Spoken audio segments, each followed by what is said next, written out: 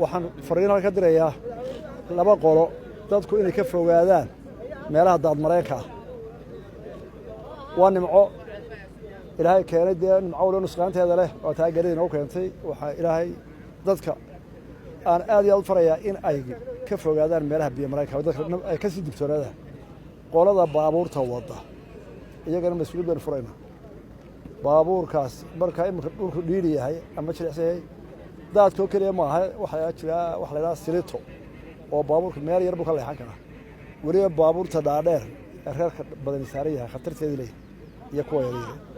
dadka baabuurta wadana waxaan leenahay arrintaa ha laga digtoonaado guud ahaan qaranka somalilan iyo shacbigooda waxaan leenahay dadku waxay u feejigdaan dadka dhibaatada soo gaadhaan ha loo wada gurmado